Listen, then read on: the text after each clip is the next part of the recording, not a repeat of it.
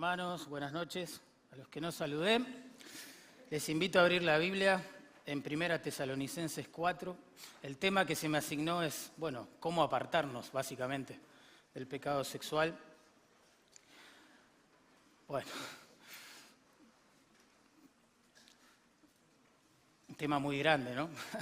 ¿Cómo apartarnos del pecado sexual? Tengo un pastor amigo que en una conferencia pastoral reconoció con sinceridad, estaba un poco frustrado, me dijo, la verdad, yo nunca pude ayudar a un adicto sexual a dejar su pecado. Me hizo pensar un montón. ¿Cómo apartarnos del pecado sexual? Bueno, en la historia de la consejería bíblica se supone que estamos hoy en la tercera generación. La primera generación con Jay Adams y demás de consejeros bíblicos promovió la idea de que para abordar el pecado sexual, es fundamental la conducta. Entonces, lo que se hacía básicamente era escuchar a la persona, mandarla a confesar su pecado y darle un montón de tips prácticos para que la persona lo deje, ¿sí? Si hoy estuvieran vivos ese tipo de consejería, decía, anda a confesar tu pecado, ¿sí? Y entrega tu celular, ponete un Covenant Eyes, algún software, algo que te ayude, pedí ayuda aquí, pedí ayuda allá, hace esto, hace lo otro, hace aquello. Esa primera generación de consejeros fueron un poco como acusados de conductistas, pensando que, todas sus soluciones eran de corte superficial y que por eso, no servían en todos los casos. La segunda generación de consejeros bíblicos pensaba que había que enfrentar el tema del pecado sexual desde el corazón, desde la motivación, desde lo profundo, desde la raíz. Entonces, los consejos eran ayudar a la persona a descubrir cuál es la raíz de ese pecado, por qué es que vuelve allí, qué encuentra en el pecado, hacerlo pensar en todas estas cosas y después mandarlo a leer, orar, meditar. Después, esta segunda generación de consejeros fueron acusados de ser un poco idealistas e irrealistas, porque hay momentos donde el corazón de la persona no está bien y es en esos momentos donde cae de nuevo en su pecado. Entonces decía, no alcanza con el corazón, no alcanza con leer, hacer el devocional todos los días. Si fuera así, nadie estaría luchando con el pecado sexual. Y hoy en la tercera generación de consejeros bíblicos, ellos piensan que hay que encarar el pecado sexual desde ambos lugares, desde el corazón, por supuesto, pero también desde la conducta. Y me parece que esto es un progreso en la consejería bíblica, no un retroceso. Claramente, hermanos, no alcanza con hacer el devocional todos los días. Hemos hablado con un montón de gente que tiene serios problemas con el pecado sexual, que hace su devocional todos los días. Aparte, por supuesto, de la búsqueda de Dios intensa, de cultivar el alma, hay que tomar decisiones radicales en contra del pecado.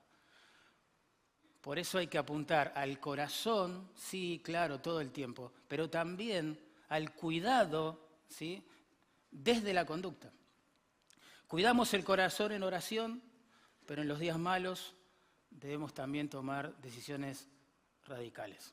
Por eso los libros que hoy salen de la pluma de esta tercera generación de consejeros bíblicos abordan ambas cosas. Tienen patrones bastante similares. Pero independientemente, ¿no?, de lo que opinen los consejeros, yo veo aquí un texto que está alineado con este tercer grupo de consejeros cristianos, porque Pablo acá básicamente lo que está diciendo es que para que podamos agradar a Dios debemos apartarnos del pecado sexual, pero tomando decisiones radicales, ¿sí?, en el poder del Espíritu Santo. Entonces, si yo uno todas estas cosas, para agradar a Dios, debo apartarme del pecado sexual. ¿Cómo lo hago? Tomando decisiones radicales, pero en el poder del Espíritu Santo, veo que las Escrituras entonces favorecen, una santificación sinergista, donde, bueno, Dios hace cosas en mí, por su gracia y su espíritu, y yo también tengo que hacer cosas. Por Él, por su gloria, por mi bien. Entonces, vamos a ver 3 puntos, básicamente, aquí. Versículos 1 al 3, la primera parte, vamos a ver la motivación genuina para dejar el pecado sexual. Después vamos a ver en el versículo 3, la segunda parte, hasta el 7, los medios que podemos usar para apartarnos del pecado sexual. Finalmente, vamos a terminar pensando en el versículo 8, el poder, dónde encontrar el poder para apartarnos del pecado sexual. Ya con estos 3 puntos uno se da cuenta que hay cosas que Dios solamente puede hacer en mí y hay otras que yo debo hacer en esta carrera de santificación. Bueno, dicho esto, leemos capítulo 4, versículo 1, dice allí: por lo demás, hermanos, os rogamos y exhortamos en el Señor Jesús que de la manera que aprendisteis de nosotros, cómo os conviene conduciros y agradar a Dios, así abundéis más y más. La motivación para apartarnos del pecado sexual. Yo quiero que hagan una conexión ahí. Noten el verso 3, ahora, 3. Comienza con una conjunción. Pues, esa conjunción conecta la exhortación que acabo de leer de agradar a Dios en verso 1 y 2 con la de apartarse de fornicación, que la leemos en el verso 3. Es decir, la manera de agradar a Dios, específicamente en este texto y en este contexto, implica apartarse del pecado sexual. De modo que la verdadera motivación para apartarse del pecado sexual es el deseo de agradar a Dios. Tremendo, ¿no? El ruego a vivir aquí agradando a Dios con nuestra pureza está dirigido a los hermanos, noten, hermanos, por lo demás, hermanos, es decir, a los creyentes en Jesucristo. Porque el estilo de vida dedicado a agradar a Dios mediante la pureza sexual es una locura para este mundo. Yo lo escuchaba a Marcos y antes al pastor Diego y pensaba, si esto fuera la televisión pública, ¿no? Lo que estamos diciendo acá es un delirio para este mundo. Es un delirio. Seríamos acusados, en el mejor caso, no sé, de tener una mentalidad de medioevo o de ser negacionistas, y en el peor de los casos nos levantarían una sanción económica por decir estas cosas. Para este mundo esto es una locura. ¿Escucharon hablar de este eslogan, reglas sin relación es igual a rebeldía? Reglas sin relación es igual a rebeldía. Bueno, esto se aplica perfectamente a lo que estamos hablando. Las reglas, vamos a decirlo así, de las Escrituras para la vida cristiana, desconectadas del deseo de agradar a Dios, del conocimiento de Dios, de la comunión con Dios, solo genera rebeldía. Por eso cuando vos te parás, no sé, en la clase, en el curso, en la facultad, y expresás lo que pensás como cristiano, o te miran como un bicho raro o te están odiando en su corazón. Sos parte del atraso, sos parte del lugar donde justamente el mundo no debería conducirse. Solo estas reglas de pureza para la vida cristiana van a producir amor, adoración, gratitud, todo lo que habló el pastor Marcos, en un corazón que es redimido. ¿Sí? De hecho, noten que el verbo que se traduce agradar ahí nos recuerda todo el tiempo que nosotros fuimos salvados con este objetivo, para agradar a Dios. Agradar a Dios para un creyente ahora es vivir. Lo demás es respirar. Cuando éramos incrédulos, vivíamos para el pecado, buscando en el pecado cierta satisfacción. Ahora que somos de Cristo, el pecado nos arruina la vida, nos entristece, nos frustra, nos llena de culpa. Tremendo, nos roba la pasión por Dios, por su obra. Fuimos creados y salvados para agradar a Dios. Por eso la motivación más poderosa, más duradera, perdurable en el tiempo para apartarse del pecado sexual es este deseo de agradar a Dios, de vivir intensamente para el Señor. Miren, un pastor puede abstenerse de la inmoralidad sexual solo para no perder su trabajo, ¿entienden? O su sustento, no sé, o su reputación. Un moralista puede abstenerse de sus deseos sexuales para no perder justamente lo que promueve. Un adúltero puede abstenerse temporalmente, ¿no? De sus deseos sexuales para no perder a su familia, no sé, a su esposa o piensa en sus hijos. Un violador para no volver a la cárcel. Un joven evangélico típico para, bueno, aparentar y quedar bien delante de los demás en la iglesia. Pero esas motivaciones, como cualquier otra que no implica un cambio de corazón hacia Dios, son de corta duración. Son de corta duración. Por eso las personas vuelven una y otra vez a pecar y a pecar y a pecar.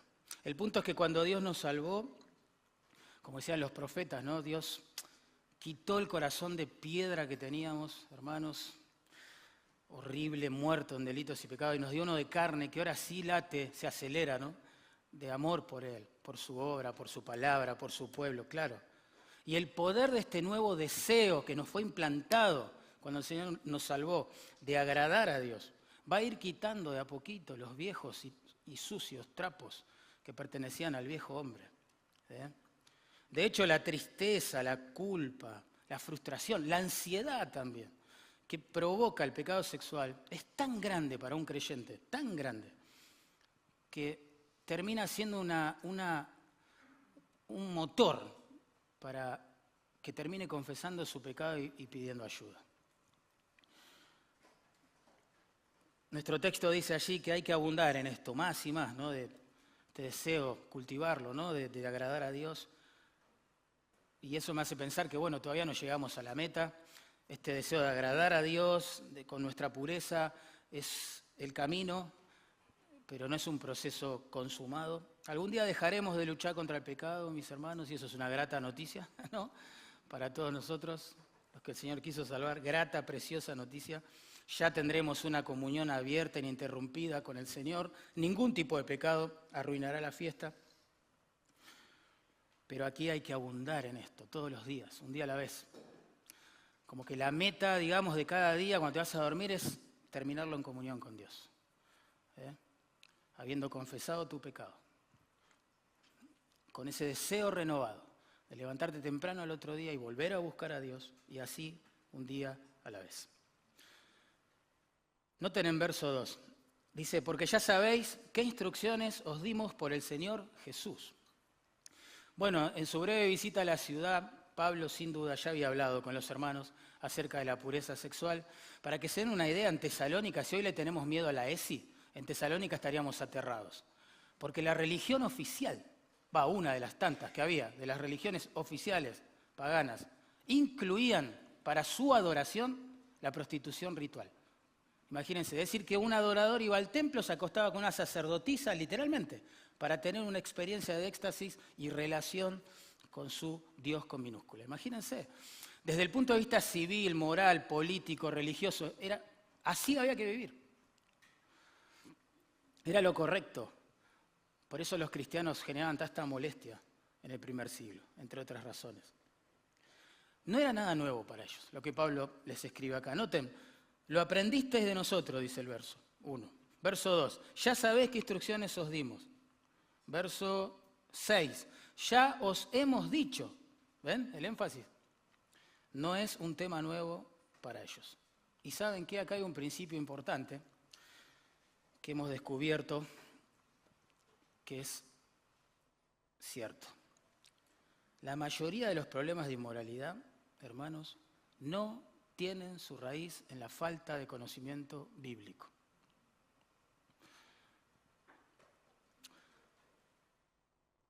No tienen su raíz en la falta de conocimiento bíblico. Problemas de inmoralidad sexual se ven en hogares donde la cabeza es reformada de 5 puntos, cesacionista, supralapsariano, bautista misionero, hincha de River, nada. Yo para cortar un poco el ambiente, pero... No, hermanos, saben que no... La pasión sexual no se inclina ante los diplomas teológicos que uno pueda tener, la experiencia ministerial que tenga también en su haber. No, mis hermanos, creo que después del taller que nos dio el pastor Marcos quedó claro eso. No nos podemos confiar. Ninguno de nosotros. Nunca, jamás. Hoy le contaba a un hermano que Hace poco tuve la experiencia de escuchar a un hombre de 67 años con su esposa al lado, llorando, confesándome que era adicto a la pornografía. Y su esposa no lo tomó como si él estuviera confesándome que, bueno, todo el mundo lo hace, lo entiendo, es hombre, necesita. No lo tomó así. Ella lo tomó como si hubiera adulterado físicamente, lo hubiera engañado con una mujer acostándose para tener sexo. Y así es. Así es. Cualquiera que mira una mujer para codiciarla en su corazón, dijo Jesús, ya adulteró con ella. No respeta edad, no respeta posición en la iglesia, conocimiento teológico. Cuidado, mis hermanos. El deseo sexual es irracional. No se aplaca con conceptos filosóficos. En Proverbios 6, 27 al 29 tenemos una ilustración de esto. Dice así, ¿tomará el hombre fuego en su seno sin que sus vestidos ardan? Buena pregunta. No, ¿cuál es la respuesta? Obvio que no. Si yo tomo un carbón encendido, los abrazo, me voy a quemar. Segunda pregunta, ¿andará el hombre sobre brasas sin que sus pies se quemen? No, la respuesta es obvia, no. Miren la conclusión. Dice, así es el que se llega a la mujer de su prójimo. No quedará impune ninguno que la tocare. Así como es obvio que si yo juego con el fuego me voy a quemar, es obvio que si yo juego con las pasiones sexuales, también me voy a quemar. El deseo pecaminoso es irracional. Aunque somos conscientes, como lo explicó muy bien el pastor Marco, de que puede destruir nuestras vidas, puede destruir la de nuestras familias, si somos casados, que puede quitarnos del ministerio, que puede arruinar un noviazgo, puede hacer que se cancele una boda, puede ser que en vez de estar estudiando una jovencita de la iglesia esté criando un niño, a pesar de que sabemos que puede generar enfermedades venéreas, corrompernos la cabeza al punto de no poder mirar con pureza a nadie, a pesar de que sabemos todo lo que el pastor Marco explicó de una manera preciosa, tremenda y cruda hoy, la gente sigue cayendo en pecado sexual. ¿Por qué? Porque no es un tema de intelecto nada más, ¿se entiende? Noten verso 3, dice, pues la voluntad de Dios, es decir, lo que Dios desea, ¿no? Para los creyentes, es vuestra santificación, que os apartéis de fornicación.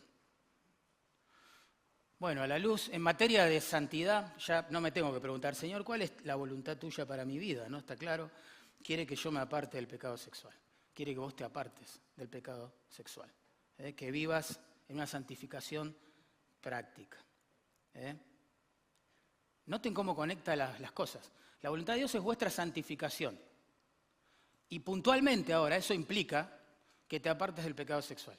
Es decir, no se puede ser espiritual e inmoral a la vez.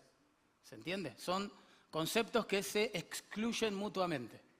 Aunque en la iglesia a veces esto se quiera unir. ¿No? Tremendo, solo pensar en esto. El sustantivo que ahí se traduce santificación, bueno, describe algo que es exclusivo de Dios, que es apartado solamente para el uso, la gloria de Dios. Y en sentido práctico, la santificación implica dos ideas, ¿no? En la Biblia. Una separación de algunas cosas y una separación para el Señor. ¿Bien? En este caso, la separación del pecado, entonces, no es el fin en sí mismo de la santificación. Piensen, no serviría de mucho que yo tenga una moral elevada, ame a mi esposa, etcétera, pero yo me muera en mi incredulidad y me vaya al infierno. Desde el punto de vista del reino de Dios no sirve demasiado que un joven se guarde de pecar, no mire pornografía, pero tampoco esté apasionado por el Señor, por su palabra, por su obra, ¿se entiende? La meta final de la santificación no es que vos, digamos, no mires pornografía. Esa es una meta muy baja. Dios te salvó para cosas mucho más gloriosas y sublimes que esa. Lo que pasa es que este tipo de cosas del que estamos hablando en esta conferencia impide que vivas para esas cosas sublimes, preciosas, gloriosas, por las cuales Dios te salvó. y que deberías aprovechar más que nunca ahora que sos joven, que tenés buena vista para leer su palabra, que tenés todavía fuerza física para ir a visitar, para trabajar, para estudiar, para ministrar, para hacer un montón de cosas. A mí me hace pensar que el pecado sexual, entonces, es una de esas causas subyacentes, ocultas, que explican la falta de pasión por Dios que hay en las iglesias de hoy, tanto en hombres como en mujeres. Es impresionante. ¿Por qué hay tantos jóvenes en las iglesias dormidos literalmente a la gran comisión de hacer discípulos en todas las naciones? ¿Por qué hay tan pocos jóvenes en las iglesias que de verdad se sacrifican para estudiar la palabra de Dios? ¿Por qué? ¿Por qué hay tan pocos jóvenes dedicando su vida a las misiones? Servir a los demás. Con tantos conflictos. Sin duda, parte de la explicación de por qué pasan estas cosas es que están jugando con el pecado sexual. Están frustrados en su vida cristiana. Están cansados de sentirse culpables. No pueden pensar más allá de lo que viven, la sensación de frustración que tienen con Dios. ¿Qué van a estar pensando en la gran comisión, en hacer discípulos, evangelizar, entregar su vida para extender el reino de Dios? El pecado sexual es como un lente bien oscuro que uno se lo pone y ya no le deja ver nada más. Y eso es triste, hermanos. Una de las causas subyacentes, sin duda, de la falta de pasión por Dios, por su gloria, por su palabra, una de las causas por las cuales se bosteza tanto en las iglesias, hermanos, tanto. Una de las causas por las cuales vivimos rogando que Dios levante obreros y parece no responderse esa oración, es porque muchos están completamente desenfocados del Señor y enfocados en el pecado sexual, sin duda. Así que, ¿cuál es la verdadera motivación para dejar el pecado sexual? La que de verdad nos va a ir santificando en el tiempo un día a la vez. La que de verdad va a perdurar. La que de verdad va a reemplazar, va a llenar ese vacío que parece, ¿no?, quedar cuando uno deja el pecado sexual. Es el nuevo deseo que nos fue implantado de agradar a Dios. ¿Sos un creyente? El pecado sexual te está matando. Si sos un creyente, el pecado sexual te está entristeciendo la nueva vida que el Señor te dio. Lo único que te va a sacar de ese deseo es este deseo renovado, que vos cultives este deseo renovado, que nos vino con la gracia, con la salvación, con el Evangelio, de vivir para el Señor. Nadie va a dejar el pecado sexual pensando todo el tiempo en el pecado sexual, viviendo solo para evitarlo. No, no es así, no funciona así. Tenés que enfocarte en las cosas de Dios. Tu meta, acordate, debe ser irte a dormir, habiendo confesado tus pecados en comunión con el Señor, generando expectativas para encontrarte con Él al otro día. Vamos a ver ahora los medios para poder apartarnos del pecado sexual.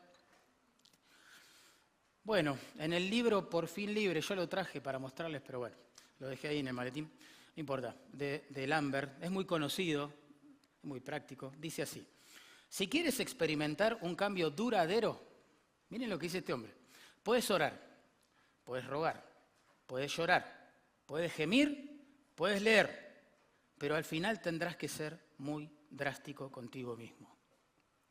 Ahí está, gracias hermano, ahí está, Por fin libre. Un lindo libro, recomendable. No va a hacer las cosas que vos tenés que hacer, que yo tengo que hacer, obvio, pero muy lindo, muy práctico. Como dijo Jesús y hoy leyó el pastor Diego, bueno, habrá que tomar decisiones radicales. No alcanza con encerrarte en tu escritorio y leer, ¿sí? De hecho, saben, a mí me entristece tanto a veces hablar con personas que luchan mucho con la pornografía, pero, sin embargo, tienen muchos libros sobre el tema, leídos en su haber.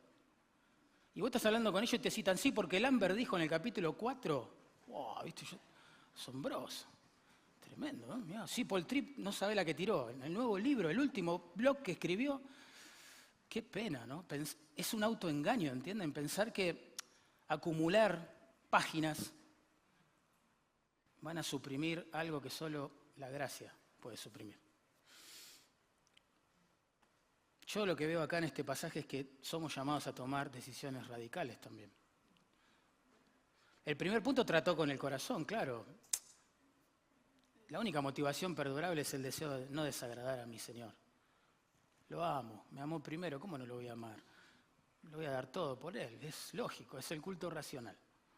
Pero ahora Pablo se mete en cosas más prácticas. Por ejemplo, noten, verso 3. Que os apartéis de fornicación, dice, a modo de mandato. Que os apartéis de fornicación. Esa es la forma de agradar a Dios, santificarnos del pecado sexual. Hay que apartarse. Así que acá hay una decisión santa y radical a tomar. Debemos huir del pecado sexual. Esa expresión que se traduce que os apartéis, en la voz media encima, significa de que uno mismo, para su bien es la idea, y por motus propio, tiene que tomar esta decisión algún día.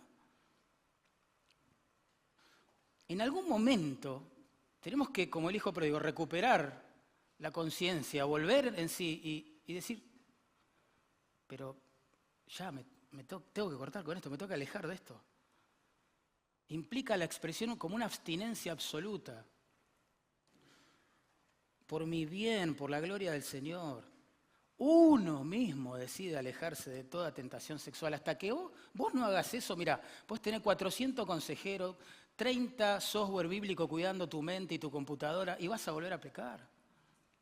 Nadie va a poder tomar esta decisión por vos. O por mí. Tenemos que entender, asumir eso. No somos víctimas del pecado sexual, somos responsables. Nosotros decidimos pecar, nosotros decidimos seguir, digamos, comulgando con el pecado sexual. En 1 Corintios 6, 18, Pablo lo dice de otra manera, pero usa la misma palabra. Huid de la fornicación. Salí corriendo es la idea. Si la fornicación está allá, yo me voy para allá. Donde esté el pecado sexual, se levanta un gran cartel de contramano. Por ahí no es. Tengo que huir. Así como el adicto debe huir de las compañías que le proveen droga,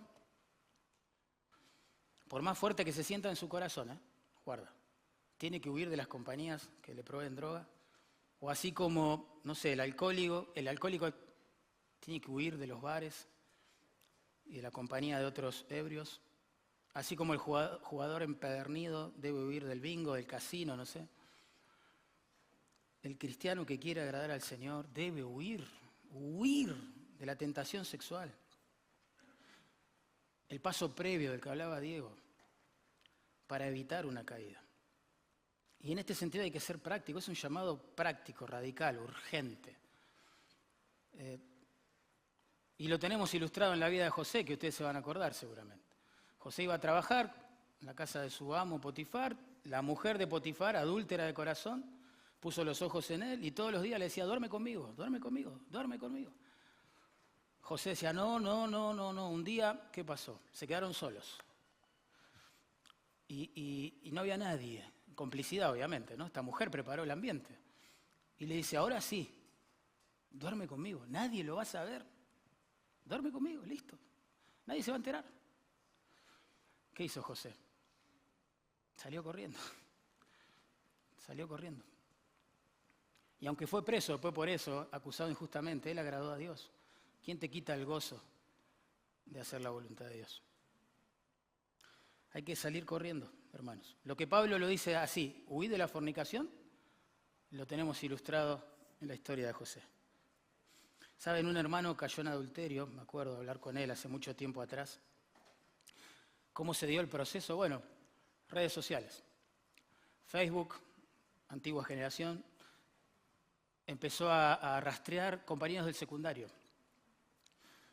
Bueno, encontró a una compañera de su secundario que causalmente había sido su novia. Y le comentó una foto. Y esta chica lo reconoció. Y también le hizo un comentario, a su comentario. Y así empezó una relación virtual, un diálogo virtual. Hasta que un día combinaron un encuentro, se vieron y por 5 años estuvieron practicando una relación adúltera. Cuando, confiesa y qué sé yo, estábamos en la oficina, me dijo esto. Mariano, se agarraba la cabeza, Mariano, si tan solo hubiera apagado la computadora en ese momento. Solo eso. A ver, esto es práctico. Caemos en el pecado sexual porque nos exponemos a los lugares donde transita, ¿no? La inmoralidad que no matás hoy te va a matar a vos mañana. El pecado sexual es como la droga, ¿no? Dijo el pastor hoy, pide dosis mayores todo el tiempo para satisfacerlo. Bueno, es lo que dice la Biblia. En Colosenses 3:5 dice esto, escuchen bien, ¿eh? Haced morir, pues, lo terrenal en vosotros. Matalo, es la idea. Matá el pecado porque te va a matar. Y ahora comienza la lista. Todos tienen que ver, en esta primera lista, con pecados de inmoralidad sexual. Escuchen, dice, fornicación, impureza, es decir, fornicación, el pecado sexual, de hecho, impureza, el que pasa por la cabeza, pasiones desordenadas, el que pasa por el corazón y los malos deseos, y agrega avaricia, que es idolatría. Noten la progresión del pecado sexual. Puede empezar en la mente con un pensamiento impío y termina siendo idolatría. Y antes pasó por la avaricia, impresionante. Ustedes saben que el sustantivo que en la Biblia se traduce avaricia significa literalmente tener más. Tener más es como querer agarrar agua con la mano. Tener más, más. Es el fuerte deseo de tener más de lo que Dios me prohíbe. Eso es la avaricia. Y la avaricia sexual, porque este es el contexto acá, llega a ser idolatría, imagínense. Idolatría, ¿por qué? Porque estos deseos inmorales se transforman en nuestro Dios, a quien le damos todo el tiempo, todo el dinero, toda la atención. Asombroso. Un Dios falso, obviamente, que exige que sacrifiquemos la comunión con el Señor, con el Dios verdadero, el amor de la familia, el ministerio, todo lo que vale la pena en esta vida, en su engañoso altar. Un Dios falso que exige lealtad absoluta y por eso nos quita la pasión, por querer agradar a nuestro Dios y por querer vivir para extender su reino. Por eso Jesús fue re claro, dijo, si tu ojo derecho, ¿te acordás? ¿Te es ocasión de caer? ¿Qué? Sácalo. Pero no dice solo sácalo, muy interesante. Dice sácalo y échalo de ti, decir no lo vuelvas a agarrar. Claro, porque a veces lo que hacemos es eso, en un momento de quebranto, en una conferencia como esta, volvemos a casa y decimos, oh sí, tiraré el celular. ¡Pum! Mañana te arrepentiste, vas a comprar otro. Voy a poner este software de cuidado mutuo, no sé qué, un día, al otro día entras a las páginas pornográficas por otro dispositivo. La idea es cortarlo y echarlo de ti, dice el Señor. Práctico también, ¿no? Va más allá de cuidar el corazón nada más. ¿Se entiende el punto? Hay que hacer esto porque nuestro corazón es engañoso, hermano. Y un solo mal momento espiritual es suficiente para que uno caiga en el pecado sexual, arruine su vida, su ministerio y la de su familia. Si no, pregúntenle al rey David. Un solo día de pereza, uno. Sale alterrado, mientras todos se estaban matando en el campo de batalla, él sale a pasear. Y que ve una mujer que se estaba bañando, hermosa, le encantó. Lo único que vio fue eso, en ese momento. Si hubiera visto todo lo que vino después, ¿no? Pero noten qué peligroso que es. Emocionarse, tomar una decisión santa y después volver a buscar en el tacho lo que acabamos de tirar. Tremendo. Saben que muchos a la luz de este pasaje de Jesús, cortate el brazo, cortate el ojo, y eso, han ideado lo que se conoce en consejería como la amputación espiritual. ¿Sintieron hablar de ese principio? Hay que hacer una especie de amputación espiritual. Debemos tomar decisiones radicales, ese es el punto, aunque duelan, contra el pecado, hermano. Es como si a vos te detectan un cáncer voraz, metastásico, tremendo aquí. Te dicen, en un mes, te mató. Te tenemos que cortar el brazo, no hay solución. ¿Vos qué haces? Sentido común. No, voy a esperar a que me muera. No, cortame el brazo. Claro, va a doler, vas a tener un brazo menos, va a sangrar, posoperatorio, etcétera, etcétera. Pero salvaste la vida.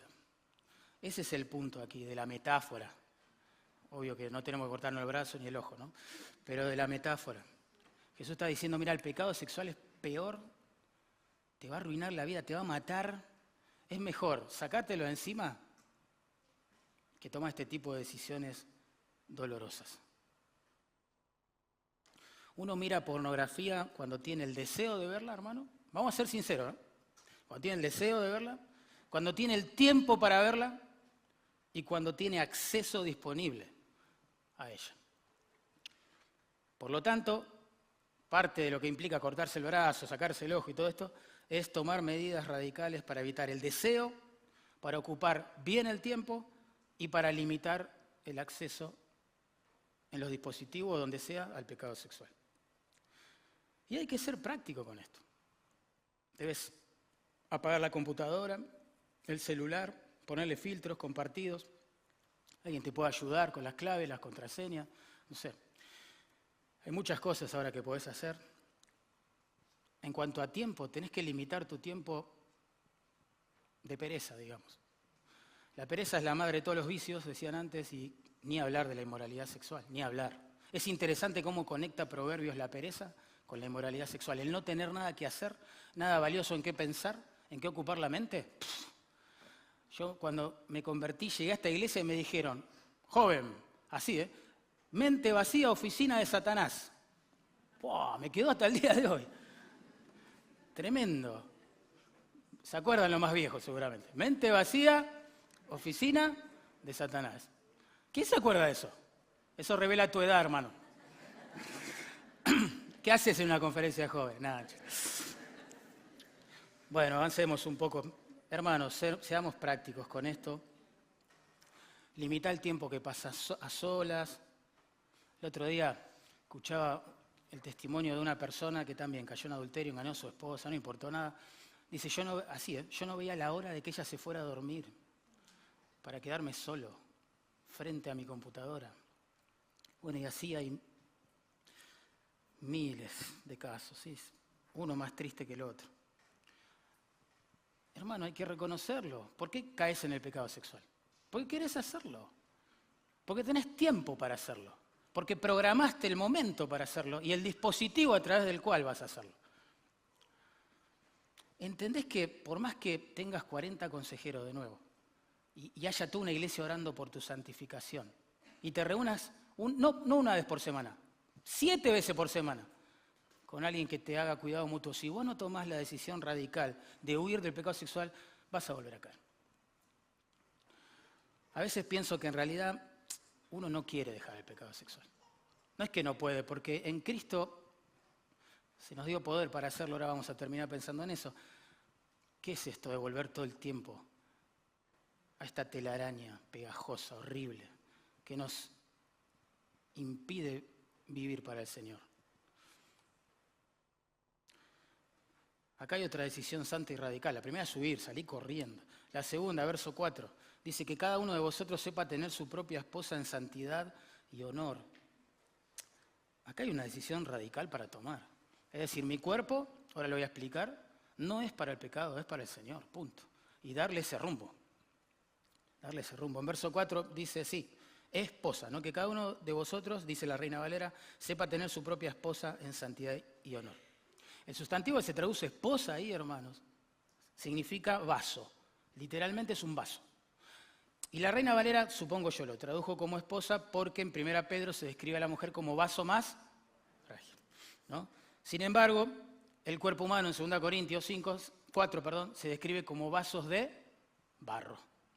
Entonces puede adoptar significado A, significado B. Ahora, el problema es que si acá traducimos la palabra como esposa, la exhortación, ¿no?, de este versículo pierde su fuerza para los hermanos solteros, para los viudos, para los divorciados. ¿Se entiende? Para las mujeres también. No tendría sentido. Pero el contexto para mí está muy claro, ¿no? Pablo está llamando a todos los creyentes a agradar a Dios, alejándose de la fornicación. Y esto incluye hombres, mujeres, solteros, casados, abuelos, preadolescentes, todos. La mejor opción, sin duda, por el contexto, es traducir así, que cada uno de vosotros sepa tener su propio cuerpo en santidad y honor. Así lo traduce la Reina Valera, pero actualizada, la Nueva Versión Internacional, la Nueva Traducción Viviente, etcétera, etcétera.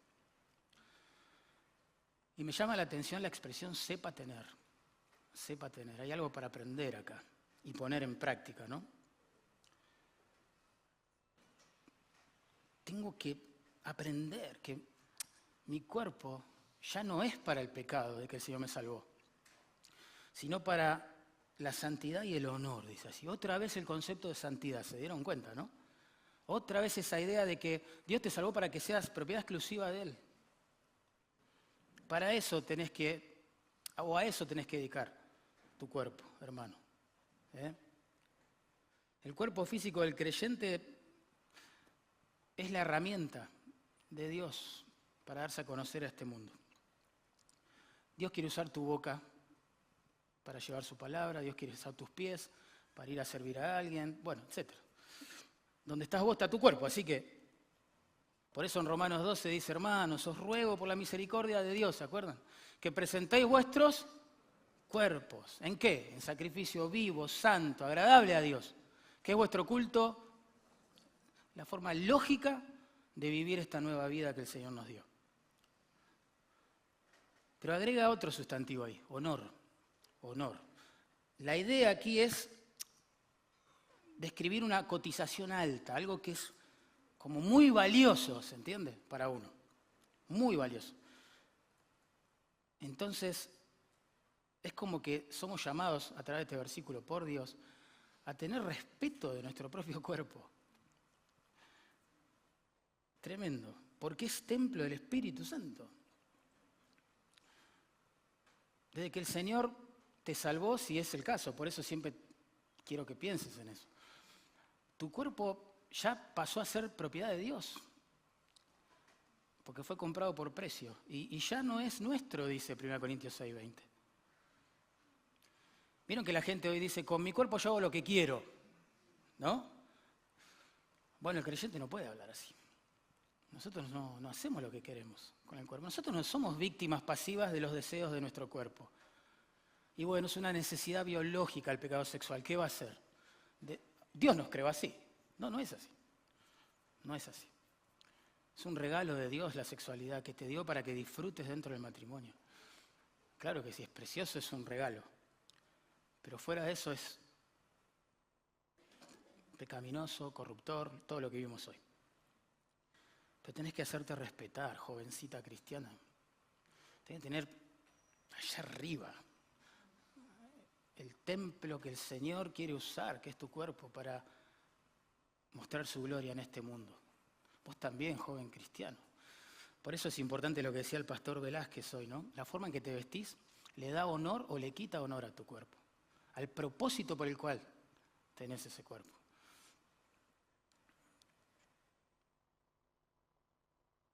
Bueno, no es para el pecado, noten verso 5. Dice, no en pasión de concupiscencia, ¿ven? Como los gentiles, o incrédulos en este contexto, que no conocen a Dios. A ver, que un no creyente, que no ha experimentado, ¿no?, la gracia de Dios, piense así, bueno, yo con mi cuerpo hago lo que quiero y con tal que yo me sienta bien, no importa lo que haga desde la cintura para abajo, como se dice ahora. Bueno, no lo justifico, está mal, es pecado también, obvio. Pero ellos hablan así porque están muertos en delitos y pecados. Pero que un creyente se conduzca así, tremendo. Vos tenés que tomar en algún punto de tu peregrinaje cristiano la decisión, la determinación, y la gracia te va a dar el poder para hacerlo, dedicar tu cuerpo para aquello para lo cual Dios te lo dio. No creas esa mentira de que el sexo fuera del matrimonio es una necesidad biológica. Que si no lo practicás te puede alterar en algún punto tu psiquis, tu manera de pensar, de percibir la vida, de percibirte a vos mismo, de percibir a los demás, bla, bla, bla, bla, bla. No es así. No es así. Vos no sos esclavo de tu cuerpo. Por eso Pablo decía en 1 Corintios 9:27, golpeo mi cuerpo, dice Pablo. ¿Qué? Y lo hago mi esclavo, imagínate. No sea que habiendo predicado a otros, yo mismo venga a ser descalificado, dice Pablo. Golpeo mi cuerpo, eso te habla de un hombre que también luchaba seguramente con sus pasiones sexuales. Pero él dice, yo no voy a prestarle atención a mi cuerpo. Mi cuerpo es la herramienta para Dios. Es la morada de su espíritu. Todo lo que hago, lo hago con mi cuerpo, lo hago en presencia del espíritu. Son todos pensamientos que nos motivan a cuidar nuestra santificación. Si no aprendes a controlar los deseos de tu cuerpo en el poder de la gracia, no le das el destino, el uso a tu cuerpo, por el cual Dios te lo regaló, tu cuerpo te va a controlar a vos. Y te va a quitar el ministerio, como dice Pablo. Tarde o temprano, mirá, las cosas salen a la luz. Uno puede caretear en la iglesia, pero no delante de Dios. Los creyentes somos muy fáciles de engañar, pero no el Señor. Se cae la careta de la doble vida, de la hipocresía. Bueno, tercera decisión santa, me apuro un poquito. Verso 6. Que ninguno agravie ni engañe en nada a su hermano, porque el Señor es vengador de todo esto, como ya os hemos dicho y testificado. Tercera decisión acá tiene que ver con no ser de tropiezo a nadie en esta área del pecado sexual. El verbo que ahí se traduce agravie da la idea de pasar un límite por encima, ¿no? Saltar una valla. Por eso se traduce como transgresión en otras partes. Pasarse de los límites es la idea. O sea, lo que Pablo está diciendo es que nadie se atreva a cruzar los límites de la pureza con sus hermanos. No te pases de la raya, esa es la idea. Como que Dios, ¿no?, con toda su autoridad y santidad, el peso de su gloria, nos dice a través de esta palabra, no te metas con mis hijas. Y a las chicas cristianas le dicen, no te metas con mis hijos, no los hagas guarda, no los hagas tropezar. Te hagas el loco. No juegues con lo que Dios amó y redimió a precio de la sangre de su Hijo. Cuidado. No te pases de los límites. ¿Y cuáles son los límites? Bueno, Hebreos 13:4 dice, honroso sea en todos el matrimonio y el lecho, metáfora, eufemismo de la relación sexual, el lecho sin mancha. Es decir, el que practica, digamos, las relaciones sexuales en el contexto del matrimonio, eso lo está haciendo sin mancha delante de Dios. Pero, dice el texto, pero, contraste, a los fornicarios y a los adúlteros los juzgará Dios. A veces fornicación y adulterio son sinónimos, pero cuando están juntos en una misma frase comunican sentidos distintos. Fornicación, sabemos, pecado sexual que se practica fuera o antes del matrimonio. Adulterio es el pecado sexual que se practica estando casados, ¿no? Bueno, según este texto, entonces, ¿cuál es tu situación sexual? ¿Sexo dentro del matrimonio? Sin mancha. 2. ¿Sexo previo al matrimonio? Es decir, fornicación acá. ¿Soltería? ¿O concubinato? Muchos piensan que por hacer un pacto verbal con alguien ya están casados delante de Dios. O 3. Adulterio, es decir, sexo fuera del matrimonio. Y yo, claro, yo soy de la generación más vieja, pero yo me voy enterando de cada cosa ahora, ¿no? Por ejemplo, ya no se trata solo de ver imágenes inmundas por un dispositivo, el que sea. Ahora la gente empieza a chatear, a hablar con personas también inmorales, que están del otro lado del ciberespacio, y empiezan a tener conversaciones sexuales subidísimas de tono, horribles. Gente casada. Hay grupos así para gente casados que buscan aventura.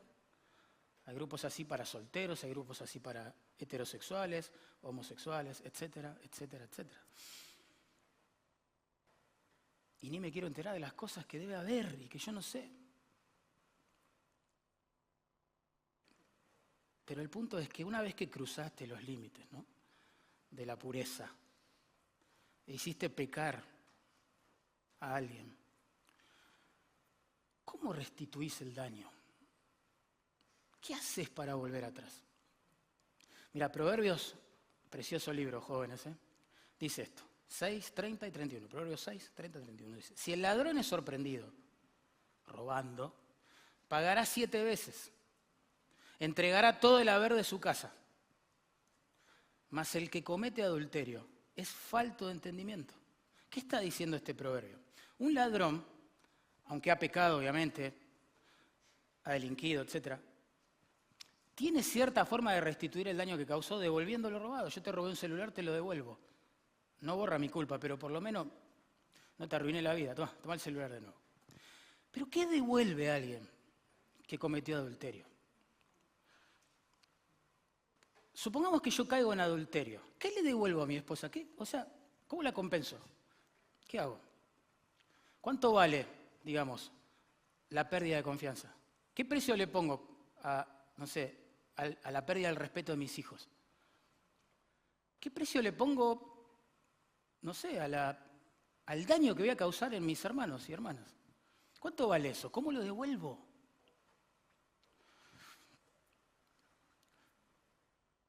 Pasar los límites de la pureza sexual siempre es costoso. Solteros, casados, por supuesto que en los casados es peor, pero siempre es costoso. Que ninguno, dice acá, ninguno, ¿notaron? Ninguno, ese adverbio es súper fuerte, muy inclusivo. Ninguno agravie ni engañe en nada a su hermano.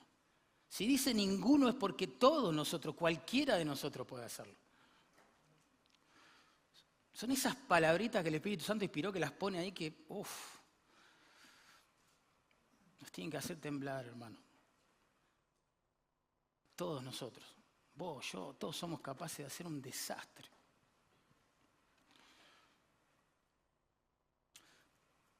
Yo le contaba el jueves a unos hermanos aquí preciosos que sirven en la alabanza, que estaba leyendo un libro sobre la predicación y lindo libro, la verdad, muy práctico. Es como homilética práctica, algo así. Es la tesis de este hombre que lo escribió para graduarse, obtener su maestría. Bueno, muy lindo, muy útil. Leí el nombre del escritor porque no es muy conocido. Bueno, después me entero por un hermano que este hombre cayó en adulterio con la directora del coro de su iglesia, que el esposo agraviado de esta mujer, hizo una denuncia pública, una exposición civil pública del caso. Imagínense, es una iglesia muy conocida. La prensa, bueno, imagínense, ¿no? Todo el delirio. Y me partió el corazón leer eso. Y de curioso fui a la primera página del libro, porque yo leo las dedicatorias también. Y la dedicatoria decía, para mi esposa, cambio el nombre, obvio, ¿no? Para mi esposa Robin, la única mujer a la que he amado en toda mi vida. Y yo no dudo que cuando él dedicó su libro, estaba siendo sincero. Estaba profundamente enamorado de su esposa. Cualquiera puede cruzar los límites. Jóvenes, adultos, presentes. Bueno. Hay 2 razones acá, por las cuales no deberíamos ni siquiera pensar en cruzar los límites. Verso 6, porque el Señor es vengador de todo esto. Yo leo esto y ya, listo. Ya es suficiente. ¿En serio necesitamos más argumentos que este? ¿Saben qué significa el adjetivo que se traduce ahí, vengador? Da la idea de hacer justicia por mano propia. O sea que el Señor de la gloria, el Todopoderoso, el Soberano, se compromete a hacer justicia por mano propia. De nuevo, ¿el inmoral puede tapar su pecado? Sí, claro. La iglesia, hasta la iglesia sabiéndolo, ¿puede tolerar su pecado? Sí, claro. Pero el Señor soberano de la iglesia va a hacer justicia por mano propia. Eso es lo que está diciendo. No te dejes engañar con la mentalidad de que, bueno, todos lo hacen, no pasa nada. Las estadísticas dicen esto, aquello, de los jóvenes cristianos en las iglesias. No es tan grave. En serio. El Señor es vengador de todo esto. Dios decretó una ley moral que rige este universo. Dice, no os engañéis, Dios no puede ser burlado, porque todo lo que el hombre sembrare, esta es la ley, todo lo que el hombre sembrare, ¿qué? ¿Eso también? Segará. Este es el mundo del Señor. No es tu mundo, no es mi mundo, no lo inventé yo, vos tampoco. Es el mundo del Señor. Él lo ha creado con su sabiduría y la vida funciona solamente bajo sus términos. El Señor estableció leyes físicas, ¿no? Que ordenan, que gobiernan su universo, y yo no puedo violar esas leyes y seguir con vida. Si yo, intentando violar la ley de la gravedad, me tiro desde el obelisco de cabeza, y lo más probable es que quede lisiado o me muera. No puedo violar la ley de la gravedad, porque no la inventé yo no manejo este universo, así lo creó el Señor, y yo me tengo que sujetar a esas leyes. De la misma manera, no puedo violar la ley moral de la siembra y la cosecha, lanzándome al pecado sexual, ahí en privado, con la idea de que nadie me ve, y pensar que no voy a cosechar nada por eso. Es el mundo de Dios. ¿Cuántos pastores habrán dejado sus ministerios? ¿Cuántos? Por el pecado sexual. ¿Cuántos matrimonios? En las iglesias hablo, ¿no? Se habrán, pero, hecho pedazos por el pecado sexual. ¿Cuántos padres habrán perdido el respeto de sus hijos? Que los escucharon por años decirle que el Señor es bueno y no sé qué, después del pecado sexual. ¿Cuántas iglesias se habrán dividido?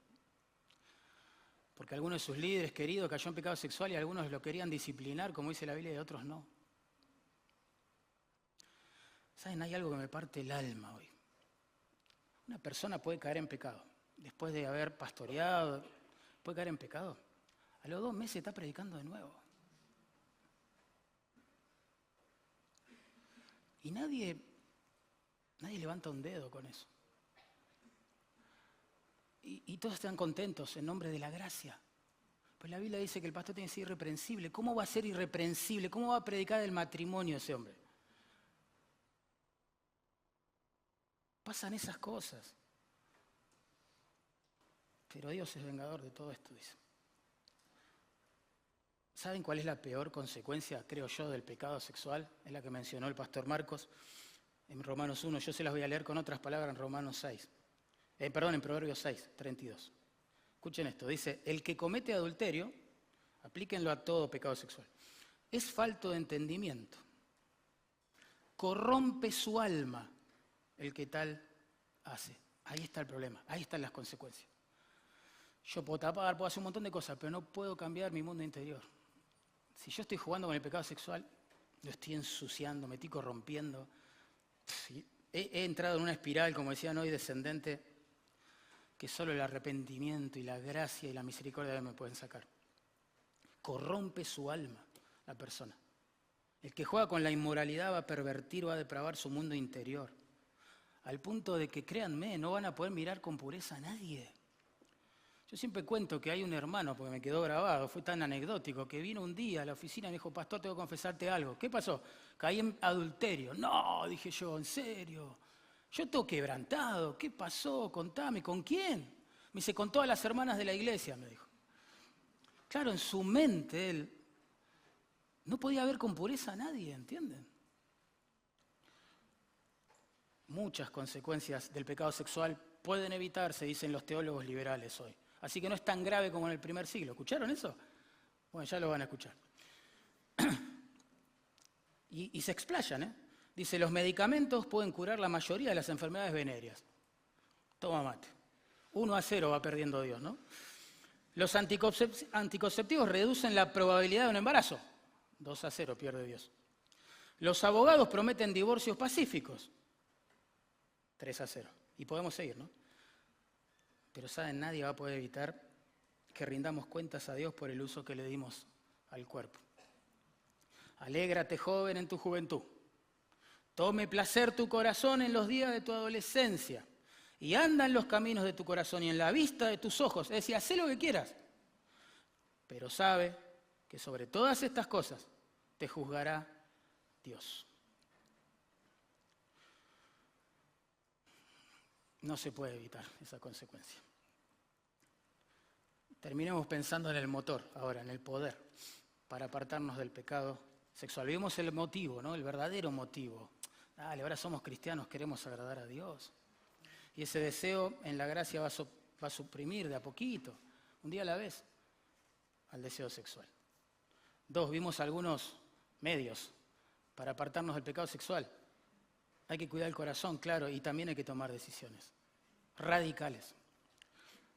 Terminamos viendo el poder ahora para apartarnos del pecado sexual. Noten verso 8. Así que el que desecha esto, no desecha hombre. No es una cuestión de la religión, de, no sé, de los pastores, desecha a Dios, dice allí. Que también nos dio su Espíritu Santo. Ahí está. Qué lindo que este párrafo sobre la pureza sexual nos recuerde que Dios nos dio su Espíritu Santo. Qué bendición. La tercera y santa persona de la Trinidad mora en nosotros. Y eso hace toda la diferencia, hermanos. Toda la diferencia. Qué lindo, cuando el Señor nos salvó, empezamos a experimentar en gran parte esa diferencia. Tremendo. Cuando Jesús instauró la Santa Cena, ustedes se van a acordar, hizo una referencia a un nuevo pacto. Él dijo así: esta copa es el nuevo pacto en mi sangre, ¿se acuerdan? Bueno, en el marco del nuevo pacto que menciona Jesús, allí en Jeremías 31, Ezequiel, etc., se le dan promesas al pueblo de ese nuevo pacto, que somos nosotros. Entre esas promesas, leemos esta. Dice, pondré dentro de vosotros, dice Dios, ¿no? Pondré dentro de vosotros, es decir, el pueblo del nuevo pacto, pondré dentro de vosotros mi espíritu y haré que andéis en mis estatutos y guardéis mis preceptos y los pongáis por obra. ¿Se dan cuenta, no? Una de las promesas que nos trajo el Señor derramando su sangre, inaugurando este nuevo pacto, preciosa promesa, es que su Espíritu nos iba a habitar y nos iba a empoderar para que podamos, ahora sí, antes no, ahora sí, obedecer a Dios. Obedecer la palabra de Dios. Y en esta área de la pureza también. Ya no somos esclavos del pecado, somos libres para obedecer a Dios. Por eso, en Efesios capítulo 5, verso 18, se nos manda a ser llenos del Espíritu Santo. La llenura del Espíritu Santo nos empodera para obedecer. Ya estaba anunciado en el Antiguo Testamento. La llenura del Espíritu Santo, hermanos, es la respuesta de la gracia y de la misericordia de Dios a nuestros esfuerzos por buscarlo. Sed llenos del Espíritu. La voz pasiva claramente ahí me comunica que es algo que Dios hace en mí. Yo no lo puedo fabricar, la llenura del Espíritu, no la puedo comprar, no la puedo agarrar. Es algo que Dios quiere hacer en mí. Pero el imperativo a la vez nos muestra que algo tenemos que hacer. Y uno se da cuenta por el resto de la Escritura qué es lo que hay que hacer para que su Espíritu nos llene. Bueno, en Hechos 4:31 los discípulos oran y dice Lucas que ellos fueron llenos del Espíritu. En Colosenses 3:16, una iglesia que está llena de las Escrituras es igual, produce los mismos frutos que una iglesia en Efesios 5:18 que está llena del Espíritu Santo. Así que para poder vivir en pureza, lejos del pecado sexual, necesitamos ser llenos del Espíritu. Y para ser llenos del Espíritu, necesitamos cultivar nuestras almas, jóvenes. Ser buscadores incansables, insistentes de Dios. Con deseos de hacerlo, sin deseos de hacerlo. Todos nos levantamos por momentos y nos sentimos casi en el tercer cielo. Hay días así, ¿no? Abrimos la Biblia, ¡oh, Dios nos habla! Lloramos, todo es precioso, oramos con poder, vamos a enfrentar la vida con un ánimo. Y hay otros días que nos levantamos, vamos a leer, nos distraemos, queremos orar, la mente divaga. Es una cosa tremenda lo que nos pasa. Pero ahí está la insistencia de buscar a Dios, no por emociones, no por ganas, no importa cómo me sienta, cómo me levanté, qué comí la noche anterior, no importa. Buscar a Dios. No se puede vivir la vida cristiana si no tenemos comunión con Dios. La peor tentación para un creyente no es el pecado sexual. Lo vuelvo a repetir. Parece que estoy contradiciendo todo lo que se dijo, pero no es así. Ahora me van a entender. La peor tentación, yo diría ni la más peligrosa, mirá lo que te digo, es el pecado sexual. Tampoco es el dinero. Y tampoco es el orgullo. ¿Saben cuál es la peor tentación que vos y yo sufrimos? Dejar de buscar a Dios. Porque cuando vos y yo dejamos de buscar a Dios, ahí sí somos vulnerables al pecado sexual, al orgullo, al mal uso del dinero, a la mentira, y bueno, agreguemos todo lo que podamos agregar. Cristianismo es Cristo. No lo intentemos sin comunión con Dios. Es frustrante la vida cristiana que se intenta vivir en su propia fuerza. Es como, no sé, tratar de empujar un carro que tiene ruedas cuadradas, ¿vieron? No hay chance, no hay chance. No arranca, es frustrante, es frustrante. Por eso en Gálatas 5:16 dice, andad en el Espíritu, y la consecuencia dice, no cumpliréis los deseos de la carne. El poder para vencer el pecado sexual y otros se desata a través de la obediencia a la palabra y la llenura del Espíritu. Así que hermanos, si sos creyente, vos te tenés que ir a esta conferencia, no deprimido, desanimado, te tenés que ir a esta conferencia con esperanza. Con esperanza. La gracia nos trajo esperanza, el Evangelio nos trajo esperanza. Las promesas del nuevo pacto que Jesús inauguró muriendo en nuestro lugar, para nosotros nos trajo esperanza. Montón de esperanza para nuestro pecado. Tremenda esperanza, hermanos. Dios puede hacer que un corazón que está seco, reseco por el sol abrasador del pecado sexual, se convierta en un manantial de deseos para vivir para su gloria y para su honra. El que encubre su pecado, dice la Biblia, no prosperará. No hay chance. Mas el que lo confiese y se aparta, alcanzará misericordia. Confesá tu pecado. En la hipocresía solo vas a hallar culpa, solo vas a hallar frustración, tristeza, ansiedad, aflicción de espíritu. Tu meta más grande en la santificación va a ser que nadie se entere quién realmente sos. ¿Tiene sentido vivir así? En temas de pureza, en materia de pureza, lo que se guarda, jóvenes, se pudre. La batalla contra el pecado sexual no se puede pelear solo. En materia de pureza, lo que no se confiesa no se restaura. Y lo que no se restaura, se repite. Para cortar este círculo vicioso, uno se tiene que quebrantar delante de Dios, confesar su pecado, agarrarse de las promesas que nos trajo la gracia, pedir ayuda y empezar de nuevo. Tremendo. Capaz que por eso, cuando Pablo hace este ruego al principio del párrafo, para que vivamos agradando a Dios con nuestra pureza, lo hace en el nombre del Señor Jesucristo, ¿vieron? Os ruego en el nombre del Señor Jesucristo que agradéis a Dios, y sigue el texto, por algo es. Eso en primer lugar significa que si Jesús estuviera acá, en vez de Mariano hablándoles, les diría lo mismo. Después de todo, Cristo murió también por cada pecado sexual que su pueblo comete. Y tenés que pensar en eso cada vez que vayas a mirar pornografía. Cristo murió por eso, si sos un creyente.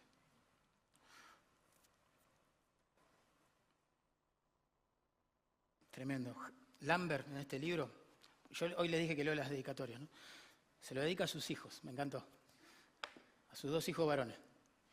Y lo hace con estas palabras. Dice, este mundo malvado quiere esclavizar sus almas a la pornografía. La gracia de Jesucristo es lo único que les dará libertad. Mírenlo solamente a Él. Tremendo. John Piper dijo esto. Dios tomó el registro de tus pecados sexuales que te hicieron deudor de su ira. Como toma nota. Y en lugar de sostenerlos frente a tu cara y usarlos como garantía para enviarte al infierno, los puso en la mano de su Hijo y los clavó en la cruz. Tremendo. ¿Qué más qué argumento más podemos dar para que si sos creyente y estás jugando con el pecado sexual, te quebrantes ahora mismo delante de Dios y pidas ayuda? ¿Qué más? ¿Qué más? Recordá que Él fue nuestro sustituto. No te olvides. Siendo puro y sin mancha, murió, fue tratado como si fuera el peor de los pecadores, el peor allí en la cruz, por su Padre santo y precioso. Imagínense aplastar a su Hijo, el que siempre agradó su alma, para poder adoptarnos a nosotros como hijos que vivíamos desagradando al Señor. Murió en nuestro lugar, soportó la ira que nuestros pecados despertaron en el corazón santo de Dios, en nuestro lugar. El Padre lo desampara completamente mientras está cargando nuestras miserias para ampararnos a nosotros.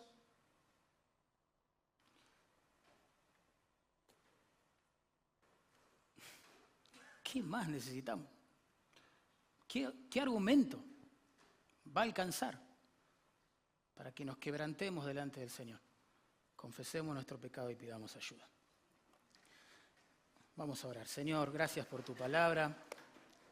La verdad que hoy hemos escuchado un montón de cosas preciosas. Qué bueno eres. Gracias por hablar claro, Señor, y sin vueltas. Por ir al hueso con tu palabra. Tu palabra es luz en medio de tanta confusión. Gracias. Te ruego que la uses, Señor, como lo has prometido, para bendecir a todos mis hermanos y hermanas presentes, pastorear sus almas, sus corazones, bendecirlos, santificarlos. De modo que todos los que estamos acá podamos terminar la carrera en comunión contigo y con un matrimonio intacto. Por favor, Señor. Bendice a los jóvenes solteros. Guárdalos, Dios. Por favor, guarda sus mentes, sus corazones. La mejor edad para servirte, para darlo todo. Dejarlo todo también. Por tu gloria, tu causa, tu nombre, Señor. Que ninguno malgaste su juventud en pecados sexuales. Por favor, guarda a los casados, Señor.